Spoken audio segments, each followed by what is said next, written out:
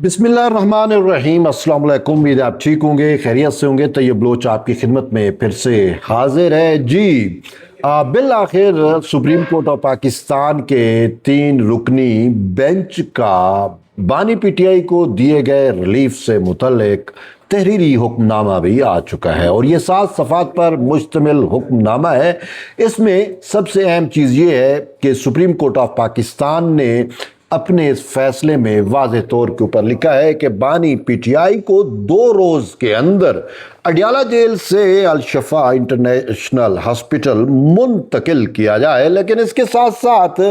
अदालत की जानिब से ये भी कहा गया है कि बानी पीटीआई की जो बहन है डॉक्टर उज़मा, उनको और उनके मुआलिज जो ज़ाती मुआलिज है डॉक्टर फैसल सुल्तान, उनको मेडिकल बोर्ड में शामिल किया जाए और मेडिकल बोर्ड की भी composition supreme court of Pakistan की जानिब से बता दी गई है कि उसमें आई स्पेशलिस्ट भी हो, उसमें जो है वो कार्डियोलॉजिस्ट को भी शामिल किया जाए। और ये मेडिकल बोर्ड साफ ज़ाहिर है कि हुकूमत को तो नहीं दिखा गया, वो शफा इंटरनेशनल हॉस्पिटल ने बनानी है। तो इसके साथ साथ सुप्रीम कोर्ट ऑफ पाकिस्तान की जानिब से जो है वो तमाम बानी पीटीआई के मुकदमात का रिकॉर्ड भी तलब किया गया है। अब फैसला तो बहुत सारा है लेकिन हम पैरावाइज चलते हैं। पहली बात है कि हॉस्पिटल शिफ्ट करना इट्स ओके का 2 रोज़ में, लेकिन यहाँ पे सवाल ये पैदा हो रहा है कि सुप्रीम कोर्ट ने जो अपने तहरीरी हुक्मनामे में कहा है एक प्राइवेट हॉस्पिटल में कैसे मुंतकिल किया जा सकता है एक सज़ा याफ्ता मुजरिम को, एक सवालिया निशान यहाँ पर मौजूद है। दूसरा कि मेडिकल बोर्ड की जो तश्कील का हुक्म है वो मेडिकल बोर्ड की तश्कील तो हुकूमत करती है, ये बेसिकली हुकूमत का इख्तियार होता है। मुझे आज भी याद है कि इस्लामाबाद हाई कोर्ट ने भी जो है उसमें एक केस में यही इस्तदा की गई थी और उसमें इस्लामाबाद हाई कोर्ट ने ये वाज़ेह तौर के ऊपर कहा था कि हमें इसका इख्तियार नहीं है, हुकूमत का इख्तियार है और हुकूमत को कहा गया था कि आप मेडिकल बोर्ड तश्कील दो। ये बेसिकली इख्तियार हुकूमत का है लेकिन सुप्रीम कोर्ट ने अपने तौर पर इस्तेमाल किया। एक तीसरा जो पॉइंट है कि बानी पीटीआई के तमाम मुकदमात को की तफसीलात दी जाए कि कितने मुकदमात में उसकी ज़मानत हो चुकी है, कितने मुकदमात में उनको सज़ा है, कितने मुकदमात अंडर ट्रायल है। ये तमाम डाटा तलब किया गया है। ये क्या इस्तदा मौजूद थी, ये क्यों कर किया गया, इसने भी अलार्म बजाए हैं कहीं ना कहीं पे। और इसके साथ साथ जो है वो बानी पीटीआई के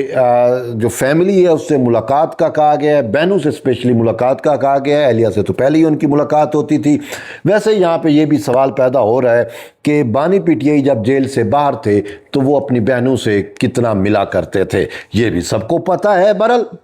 ये चूँकि आइनी और कानूनी भाई उसके राइट्स हैं तो चलो ठीक है। इसके साथ साथ और हुक्मनामा ये दिया गया है कि जी उसके बेटों से भी उसकी मुलाकात कराई जाए, मुलाकात मीन के फ़ोन पे बात कराई जाए।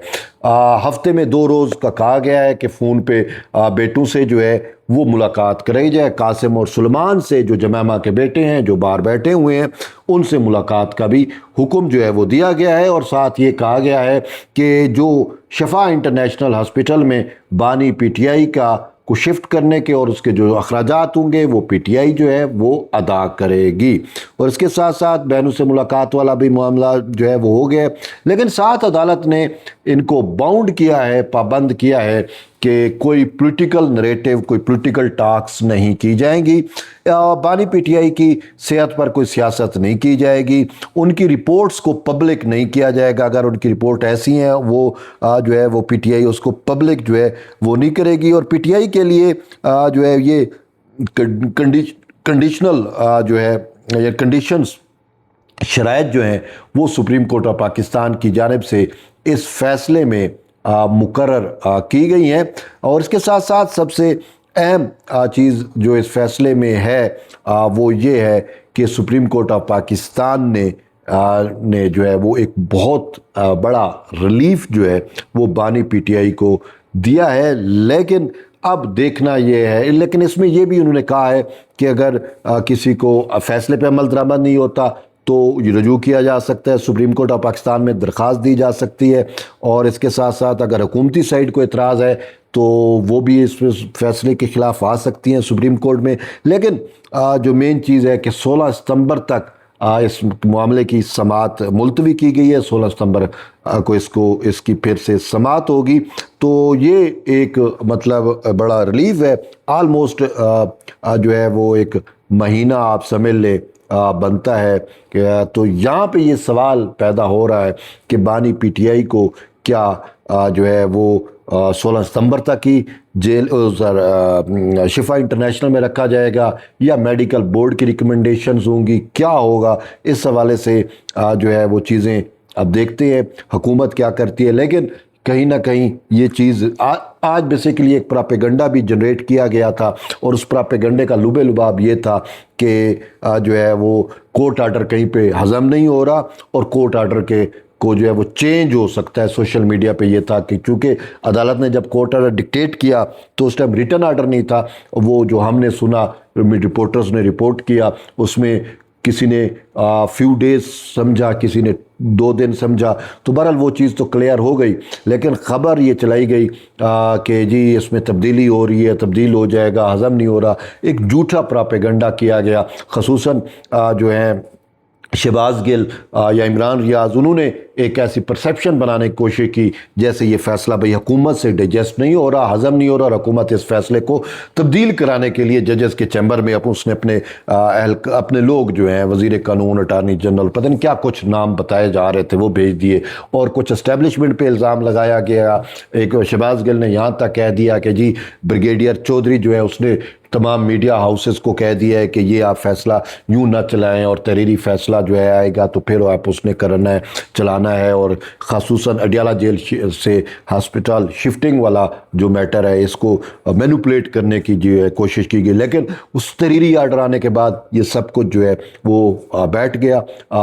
پتہ چل گیا کہ یہ سب جھوٹ اور فیک تھا، کیونکہ جو کچھ کورٹ کے اندر لکھوایا گیا وہی کچھ تحریری آرڈر میں جو ہے وہ آیا ہے۔ اس کے ساتھ ساتھ اب پی ٹی آئی کی یہ رسپانسبلٹی،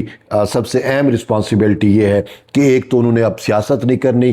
کورٹ آرڈر کے مطابق، اور آپ نے دیکھا کہ آج نورین کی بھی جو ہے وہ ملاقات ہوئی تھی بانی پی ٹی آئی سے، اڈیالہ جیل میں وہ گئی ہیں، انہوں نے میڈیا ٹاک سے پرہیز کیا ہے، لیکن اس کے ساتھ ساتھ جو مین چیز ہے کہ پی ٹی آئی کے اوپر جو رسپانسبلٹی بنتی ہے کہ ان کو ریلیف عدالتوں کے ذریعے ملا ہے، اور یہ نہ کہیں کہ یہ جی اسٹیبلشمنٹ کی شکست ہے یا حکومت کی شکست ہے، یہ کسی کی شکست نہیں ہے، البتہ پی ٹی آئی کی جیت ہے کہ عدالتوں سے ان کو ریلیف ملا ہے۔ لیکن اس کے بعد ان کی جو اب سہیل افریدی صاحب جس کی سیاست پوری کی پوری خیبر پختونخوا کی پوری جو حکومت ہے اس کی سیاست بانی پی ٹی آئی کی صحت پر تھی، اب صحت کے معاملات تو سیٹل ہو گئے، کورٹ نے سیٹل کر دیے، اب ان کو اپنے صوبے پہ توجہ دینی ہوگی۔ لیکن اس کے ساتھ ساتھ جو 27 سپٹمبر کا لانگ مارچ ہے اب وہ کدھر جائے گا؟ پی ٹی آئی کے لیے اب جو ہے یہ بڑا اہم وہ ہے کہ وہ اس اپرچونٹی جو ان کو ملی ہے، ایک ونڈو آف اپرچونٹی اوپن ہوئی ہے، وہ اس کو جو ہے وہ کس طریقے سے اس سے فائدہ اٹھاتے ہیں یا اس کو ضائع کرتے ہیں، یہ اب پی ٹی آئی پہ ڈیپینڈ کرتا ہے کہ وہ اپنے آپ کو جو ہے وہ درست کر لیں، قبلہ کعبہ درست کر لیں، اور یہ جو ایجیٹیشن اور یہ انتشار والی سیاست ہے اس کو خیر آباد کہیں، اور بانی پی ٹی آئی کو ریلیف جو ملنا تھا وہ مل گیا، ہسپتال میں بھی آ گیا، اس کا علاج معالجہ بھی ہوگا، تو اس حوالے سے تو ان کو تسلی رکھنی چاہیے کہ ان کا درینہ مطالبہ جو ہے وہ پورا ہوا ہے۔ تو بہرحال ابھی چیزیں کنفیوژنز ہیں، ابہام ہیں، دیکھتے ہیں معاملات آگے کیسے چلیں گے۔ تو اب تک کے لیے اتنا ہی ہے، آپ اپنا فیڈ بیک ضرور دیں۔ یہ جو فیصلہ ہے اس میں کچھ چیزیں ہیں جو میں نے آپ کو بتا دی ہیں، لیکن حکومت کیا اس فیصلے کو چیلنج کرے گی؟ یہ بھی ایک بڑا اہم سوال ہے، کیونکہ یہ فیصلہ جو ہے اس میں حکومتی ٹیم جو ایڈوکیٹ جنرل اسلام آباد تھے یا ایڈیشنل اٹارنی جنرل تھے او عامر رحمان، ان کا موقف یہی رہا کہ ہمیں سنا نہیں گیا، ہمیں آپ نے نوٹس نہیں دیا، ہمیں نوٹس دیں اور ڈیو پروسیس کے تحت چلیں۔ اور عدالت نے ایک شاید جسٹس شاہد وحید جو ہیڈ کر رہے تھے انہوں نے یہاں تک کہہ دیا کہ ٹھیک ہے جو ہے وہ ہم تحریری حکم نامہ تو جاری نہیں کر رہے، بہرحال انہوں نے تحریری حکم نامہ بھی جاری کر دیا۔ یہ اب کورٹ بہتر جانتی ہے کہ اس نے جو ہے وہ کس طریقے سے معاملات کو لے کے چلا، لیکن ایک چیز ہے کہ window of opportunity P T I کے لیے اوپن ہوئی ہے، وہ اس کو سے کیسے فائدہ اٹھاتی ہے، یہ پی ٹی آئی پہ ڈیپینڈ کرتا ہے۔ ایٹ دی اینڈ یہی ہے کہ آپ اپنا فیڈ بیک ضرور دیں، اور مختصر یہ کہ جڑے رہیے طیب بلوچ کے ساتھ۔ ملتے ایک نئی ویڈیو میں، تب تک اجازت دیں، اللہ حافظ۔